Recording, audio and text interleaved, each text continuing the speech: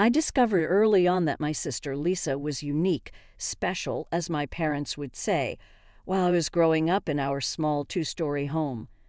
Everything in our home was centered around her fragile health from the day she was born, when I was 6 years old. "Sarah, close that window right now." From downstairs, Mom would yell. "Your sister might catch a cold."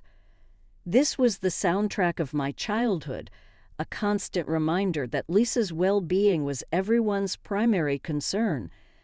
I remember the first time I really understood how different our roles would be. I was 12, and Lisa had just started elementary school. She came home one day with a runny nose. Nothing serious, but you'd think she had pneumonia from how my parents reacted. "This is your fault, Sarah." Dad's words cut through me like a knife. "You must have left the door open too long when you went to school this morning." I wanted to argue that Lisa had probably caught it from one of her classmates, like any normal kid would, but I knew better than to speak up. Instead, I just nodded and accepted my punishment of being grounded for the weekend. That same year, Mom started delegating household chores. While other kids my age were playing after school, I was learning how to properly dust furniture, vacuum carpets, and even do laundry. "But Mom, why doesn't Lisa have to help?" I asked one day, watching my sister sprawled on the couch, watching TV, while I folded what felt like mountains of clothes. Mom's response was quick and sharp. "Your sister has a weak immune system, Sarah. The doctors say she shouldn't overexert herself. Besides, you're so good at these things already." That became the pattern of our lives. If something needed doing, I did it. If something went wrong, it was my fault. When Lisa got an A in math in 4th grade, Dad grounded me for a week because I should have helped her study better. When she broke Mom's favorite coffee mug, somehow it was because I should have been watching her more carefully. I remember one particularly frustrating incident when Lisa was 10 and I was 16. She had taken my favorite sweater without asking and spilled juice all over it. When I complained to Mom, she just sighed and said, "Sarah, you should have put it somewhere she couldn't reach it. You know how careless she can be." That was the moment I started dreaming about college, about escape. I threw myself into my studies, knowing that education was my ticket to freedom. Every time I felt overwhelmed by the unfairness at home, I channeled that energy into my schoolwork. My teachers noticed my dedication, and my grades were excellent. But at home, even my academic success was somehow twisted to highlight Lisa's struggles. "See how easy it is for Sarah," Mom would say to Lisa. "You just need to try harder, sweetie." But Lisa never had to try harder because there were always excuses ready for why she couldn't succeed. And I was always there to pick up her slack. The day I graduated high school, everything changed. I had already accepted that college wasn't in my future.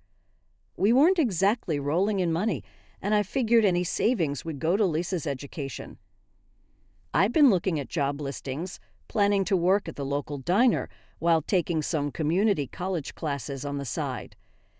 That evening, after all the graduation ceremonies were done, Mom and Dad called me into the living room. Lisa was sprawled on the couch as usual, playing on her phone. "Sarah, sit down," Dad said, his voice unusually serious. "We need to talk about your future." My stomach clenched. Here it comes, I thought, the lecture about responsibility, about helping the family, about putting my dreams on hold. Mom reached into her purse and pulled out an envelope. "We've been saving," she said, sliding it across the coffee table. "Ever since you were little." My hands trembled as I opened it. Inside was a bank statement showing an account in my name with enough money for 4 years at State College. But I thought, I stammered, looking between them and the paper in my hands. "We can see how well you're doing," Mom explained, glancing briefly at Lisa, who was pretending not to listen. And Lisa, well, College might not be in her future. We thought this money would be better spent on you." I was speechless. For the first time in my life, I was getting something that Lisa wasn't. It felt strange, almost wrong after all these years. "But Dad," he added, his tone growing stern, "we need you to promise us something." He leaned forward, his elbows on his knees. "When you finish college and get a good job, you'll help the family. Don't forget about your sister." "Of course," I said quickly, still stunned by this turn of events. "I promise." Lisa suddenly got up and stormed out of the room, slamming her door upstairs. Mom sighed but didn't follow her, a stark contrast to how they usually coddled her every mood. That fall, I packed my bags and headed to State College, 3 states away. The distance felt like freedom. For the first time in my life, I could open windows without worrying about anyone catching a cold. I could study without being interrupted to help with chores or watch Lisa. 2 months before graduation, I received an offer I couldn't refuse. A position at Anderson & Global, one of the most prestigious firms in the city. The salary was excellent and the opportunity was too good to pass up. When I told my parents, they were surprisingly understanding about me not coming back home. I found a decent apartment not far from the office and settled into my new life. I kept in regular contact with my family, calling them every weekend. Our conversations usually centered around Lisa, how she was still finding herself after high school. Not working, not in college, just existing. But for the first time in my life, I wasn't responsible for fixing that situation.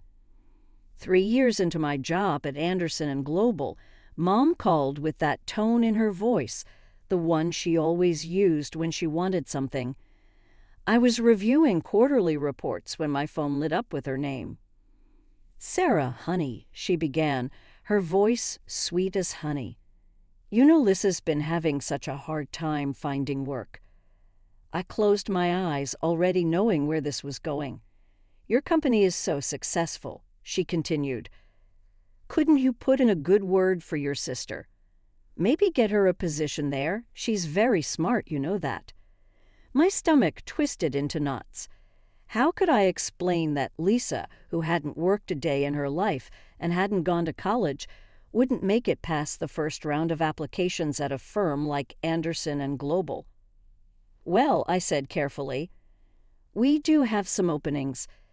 Let me send over the application form so Lisa can see what the requirements are." That evening, I forwarded the standard application form to Lisa's email. The requirements were crystal clear. Bachelor's degree required, proficiency in SAP and Oracle systems, fluent in 2 foreign languages besides English, minimum 5 years of relevant experience preferred. After that, Mom stopped asking about getting Lisa a job at my company. Life went on. I worked hard, got promoted twice, and started building up a decent savings account. The thought of buying my own place began to take shape. No more rent, a place to truly call my own. 2 years later, I decided to visit home for the first time in months. The house looked smaller than I remembered, the paint peeling in places. Lisa was still living there, sprawled on the same couch, scrolling through her phone just like when we were teenagers. Over dinner, I shared my plans. "I've been saving up," I said, pushing my peas around the plate. "I'm thinking about buying an apartment. The market's good right now, and with my credit score, I could get a decent mortgage rate." The table went quiet. Mom and Dad exchanged looks, while Lisa suddenly seemed very interested in her mashed potatoes. A week later, Mom called. Her voice was different this time, worried, almost desperate. "Sarah, honey, we need to talk," she began. "Your father's not doing well. His back is acting up again, and he can't take those extra shifts at work anymore." I listened as she listed their troubles: the leaking roof, outdated plumbing, walls that needed painting. Each problem came with a price tag attached. "We're barely making ends meet," she said, her voice cracking. "And after all we did for you, honey, the college money, giving you a chance at a good life, now it's time for you to help your family. Sarah, we need you there." It was the reminder of my debt to them, the obligation I promised to fulfill all those years ago. The dream of my own apartment seemed to fade with each word my mother spoke. After that phone call, I spent several sleepless nights thinking about my parents' situation. The guilt ate at me. Here I was, planning to buy an apartment while they couldn't even fix their leaking roof. Finally, I made a decision that would change everything. I called Mom back on a Sunday morning. "I've been thinking about what you said," I started, trying to keep my voice steady. "I want to help. I'm going to give you access to my account. You can spend up to $1,500 per month. That should cover the repairs and help with the bills." The silence on the other end lasted so long, I thought we'd lost connection. Then Mom's voice came back, thick with emotion. "Sarah, that's so generous. It's such a large amount.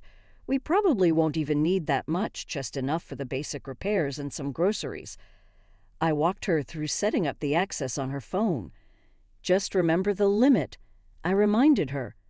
$1,500 per month.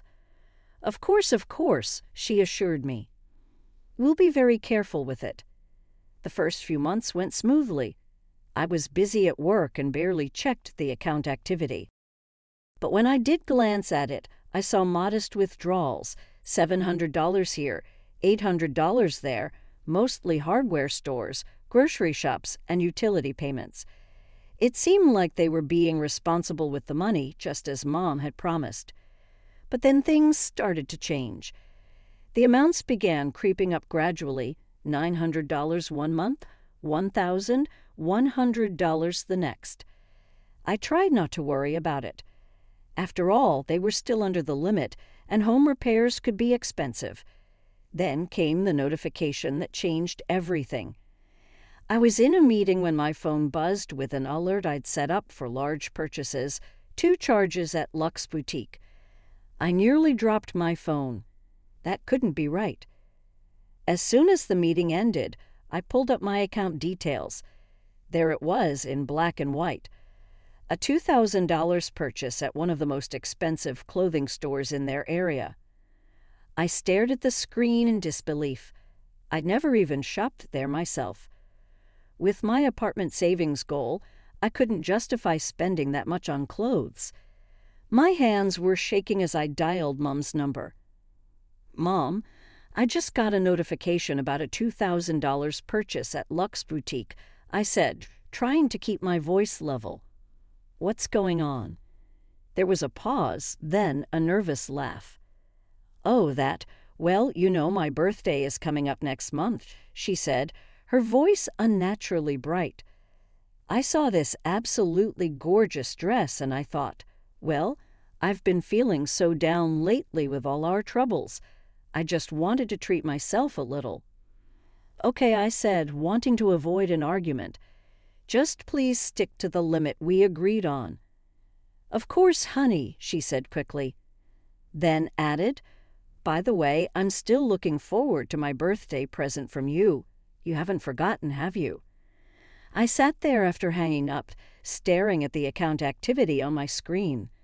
Something didn't feel right, but I couldn't put my finger on exactly what.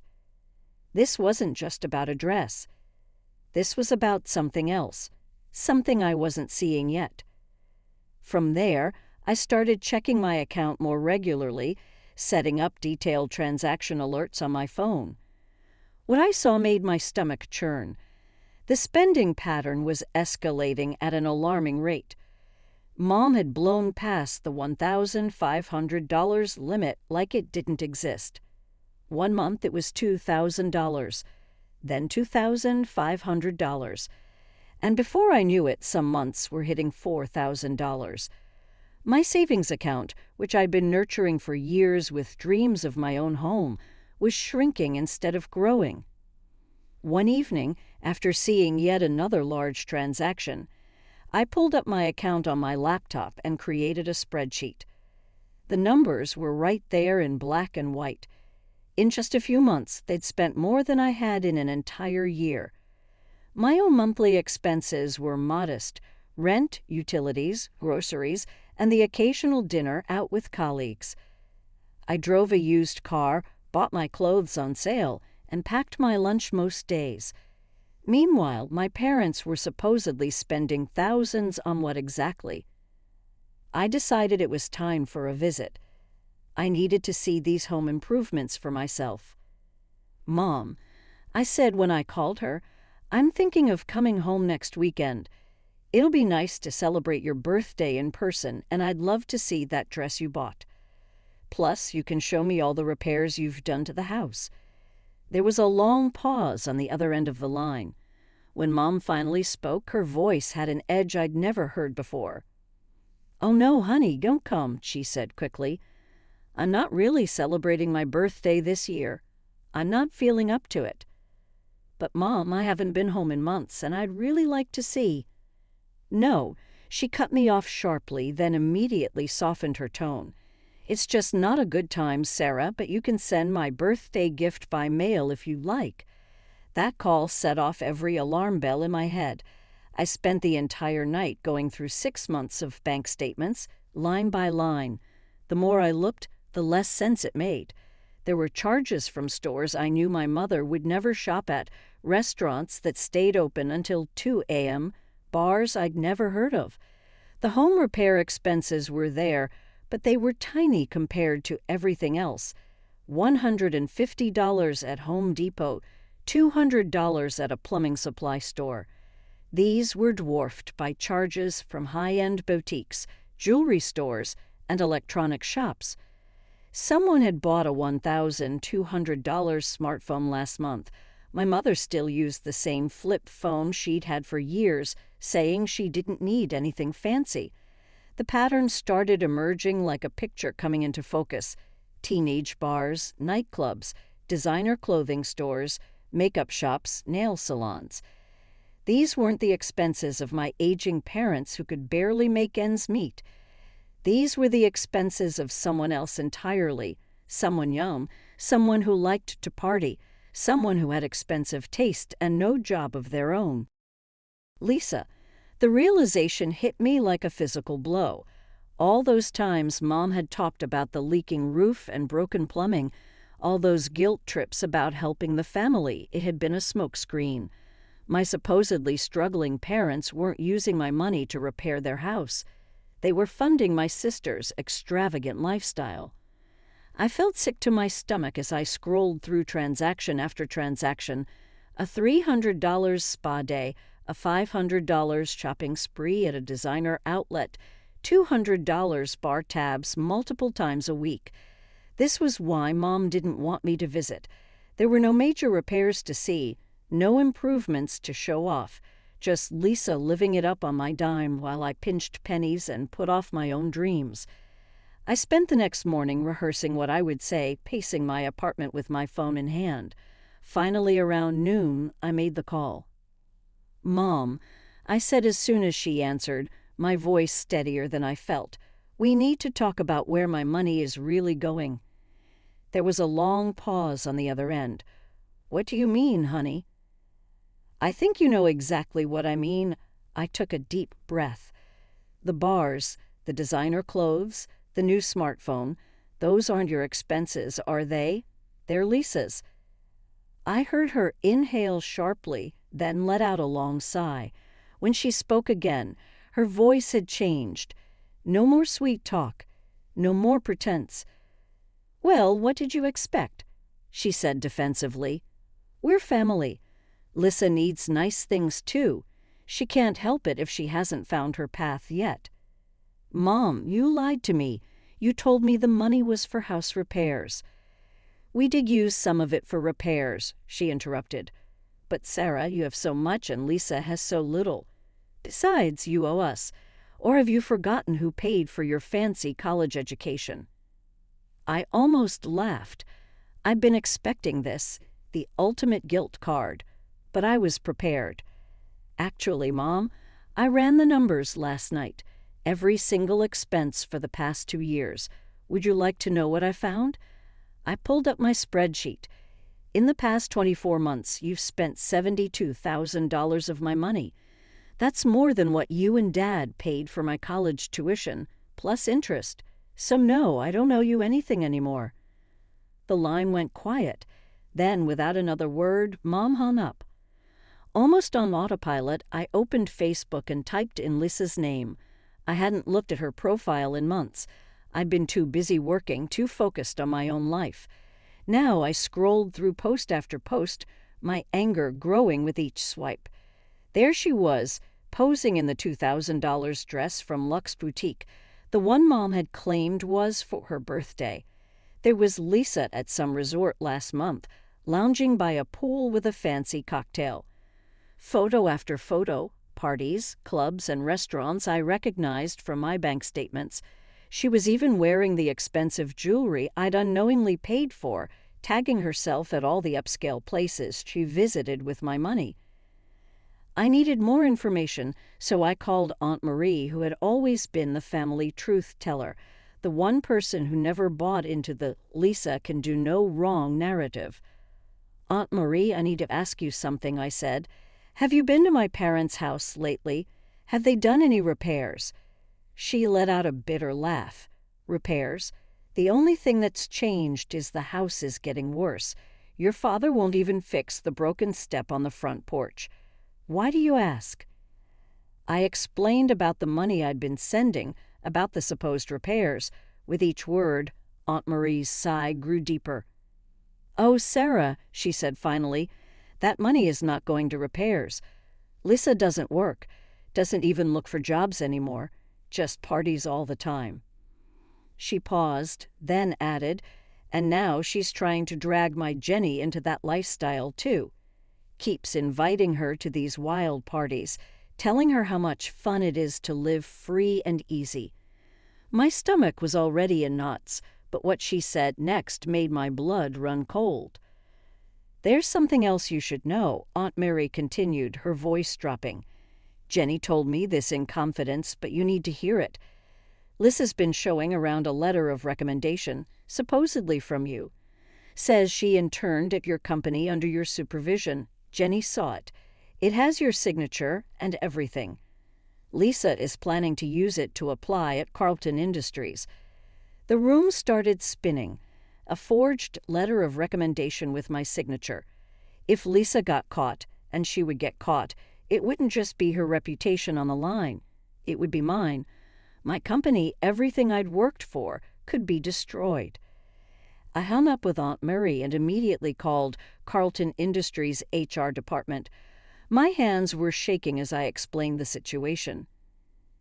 I need to report a fraudulent letter of recommendation, I said. My sister is applying for a position using a forged letter in my name. I never wrote it, never signed it, and she has never worked at my company. I thought that would be the end of it. I was wrong. 2 days later, my phone exploded with calls from my parents.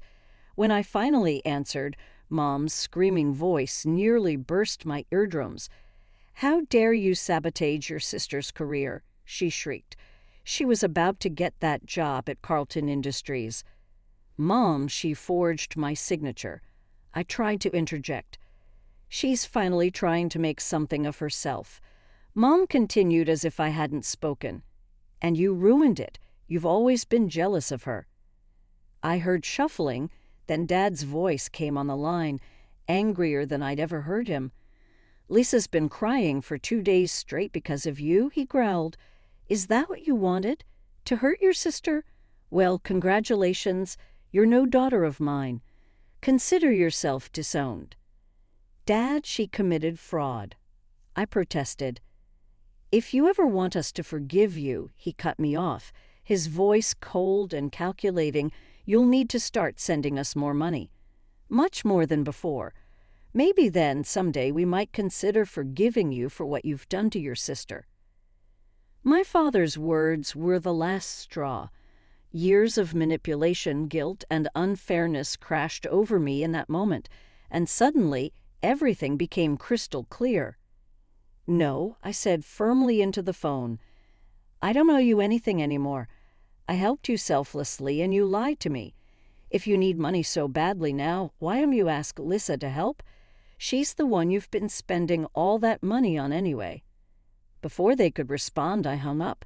With shaking hands, I opened my banking app and permanently revoked my mother's access to my account. As I pressed the confirm button, I felt a weight lift from my shoulders and a new one settle in my stomach. I knew what was coming. The calls started the next morning. "How could you do this to us?" Mom's voice screeched through my voicemail. "After everything we've done for you, you selfish." Lisa's message followed.